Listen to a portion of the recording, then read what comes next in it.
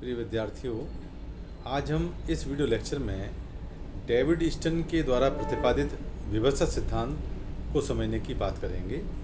ईस्टन्स model of political system ये क्या है? आपको सभी को विदित है कि डेविड ईस्टन अमेरिकन राजनीतिक शास्त्री थे, जिन्होंने द्वितीय विश्व युद्ध के बाद व्यवहारवादी क्रांति को एक नई दिशा प्रदान की और उसी क्रम में पॉलिटिकल सिस्टम राजनीतिक व्यवस्था सिद्धांत पर उन्होंने किस प्रकार अपने विचार प्रस्तुत किए उसको समझने का प्रयास करा। उन्होंने एक फेमस पुस्तक भी लिखी है, उसका नाम द पॉलिटिकल सिस्टम भी है। आइए आज हम डेविड ईस्टन के इन विचारों को जानने का प्रयास करते हैं। राजनीति विज्ञान में व्यवस्था की अवधारणा का प्रयोग करने वाले विद्वानों में डेविड ईस्टन का नाम सबसे आगे है। सन 1953 में प्रकाशित उनकी फेमस पुस्तक द पॉलिटिकल सिस्टम में उसने राजनीति विज्ञान में एक सामान्य व्यवस्था सिद्धांत निर्माण का विचार प्रस्तुत किया था। डेविड ईस्टन के अनुसार राजनीतिक व्यवस्था अंतःक्रियाओं का एक ऐसा समूह है जिसके अंतर्गत मांगों को निर्गत का मतलब आउटपुट, मांगों को आउटपुट में बदला जाता है। राजनीतिक व्यवस्था संस्थाओं एवं प्रक्रियाओं का एक जटिल समूह है जो समाज के भीतर अधिकाधिक मूल्यों का विनियोजन करती है। इस राजनीतिक व्यवस्था का अध्ययन इसलिए करते हैं हम क्योंकि उनके अधिकारपूर्ण निर्णय ऑथोरिटेटिव डिसीजंस के परिणामों का समाज के लिए बहुत महत्व है और इन परिणामों को निर्गत मतलब आउटपुट कहा जाता है। किसी भी व्यवस्था को जीवित रखने के लिए यह अत्यंत आवश्यक है कि उसमें निरंतर निवेश होता रहे, इनपुट होता रहे।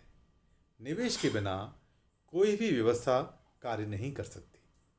निर्गत के बिना उसके कार्यों को समझा या पहचाना नहीं जा सकता। इस फ्लो चार्ट के माध्यम से आप डेविड ईस्टन के जो व्यवस्था सिद्धांत है उसकी व्याख्या आसानी से कर सकते हैं। विद्यार्थी जब भी ये प्रश्न आए तो इस फ्लो चार्ट को जरूर बनाएं। डेविड ईस्टन का व्यवस्था का जो मॉडल है व्यवस्था सिद्धांत का, उस चार्ट के माध्यम से आप समझा सकते हैं। अब हम विस्तार से डेविड ईस्टन के जो व्यवस्था सिद्धांत के क्या बिंदु हैं उनको हम समझेंगे। पहला उसका बिंदु है निवेश प्रकार, मतलब इनपुट्स। इनपुट से उसका क्या आशय है? निवेश से तात्पर्य मांग तथा समर्थन से है। प्रत्येक राजनीतिक व्यवस्था के सामने पर्यावरण से कुछ मांगें रखी जाती हैं। इन मांगों के पीछे मांग रखने वालों का समर्थन होता है जो राजनीतिक व्यवस्था में निर्णय लेने वालों का ध्यान उन मांगों की ओर आकर्षित करता है। इसके साथ ही साथ समर्थन राजनीतिक व्यवस्था को विभिन्न प्रकार की मांगों से निपटने की शक्ति भी प्रदान करता है, क्योंकि राजनीतिक व्यवस्था का अस्तित्व इस बात पर निर्भर करता है कि उसे जनता का कितना समर्थन प्राप्त है।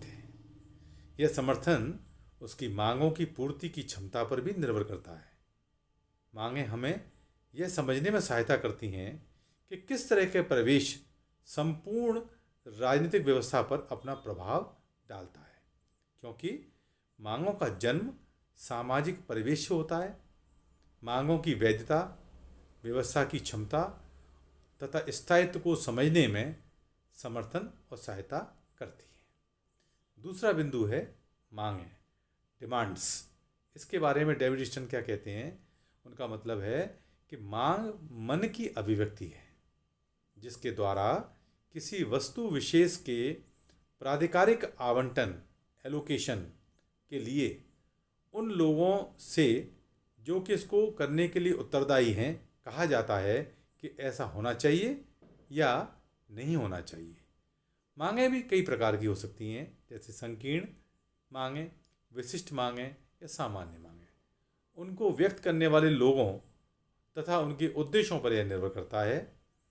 मांगों की अपनी एक निर्दिष्ट दिशा होती है, उनका बहाव सदैव सत्ता की ओर होता है। मांगों के दो रूप होते हैं, सुझाव और निर्देश। इसी प्रकार मांगें दो प्रकार की होती हैं, स्पष्ट और अस्पष्ट। मांगें वैयक्तिक स्वार्थ तथा जनहित दोनों से संबंधित हो सकती हैं। तीसरा बिंदु है वो है समर्थन, सपोर्ट। राजनीतिक व्यवस्था कुछ कार्य करती है।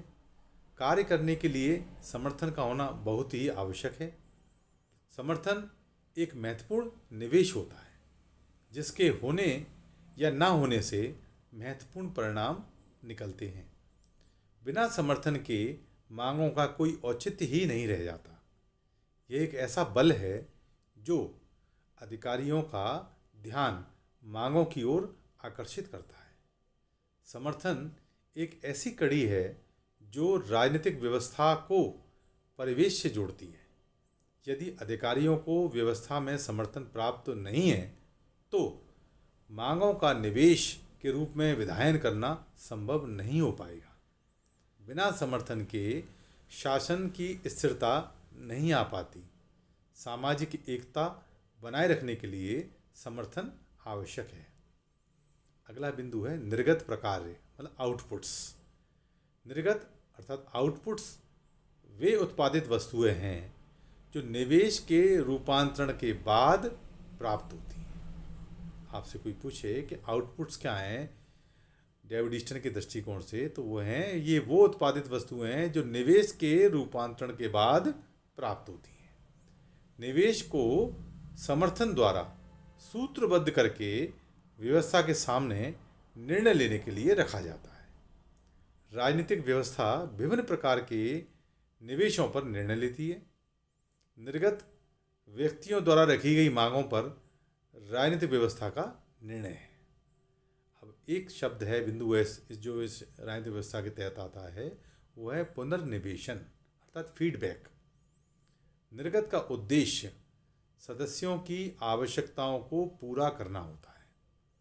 व्यवस्था के निर्गत से सदस्यों की आवश्यकताएं पूरी हुई या नहीं हुई, जनता की इस संबंध में क्या प्रतिक्रिया है, इस संबंध में जो सूचनाएं अधिकारीगणों के पास आती हैं उसे पुनर्निवेशन कहते हैं, फीडबैक कहते हैं। राजनीतिक व्यवस्था के भीतर संपादित होने वाले सभी कार्यों में सर्वाधिक महत्वपूर्ण कार्य पुनर्निवेशन चक्र, फीडबैक लूप का है, जो क्योंकि इसके द्वारा संपादित कार्य की प्रक्रिया से राजनीतिक कार्यों का चक्र संचालित होता है। अगला इसी में बिंदु है वह परिवेश, एनवायरनमेंट। राजनीतिक व्यवस्था संपूर्ण सामाजिक व्यवस्था में अन्य उप व्यवस्थाओं जैसे आर्थिक, धार्मिक की तरह एक उप व्यवस्था की भूमिका अदा करती है।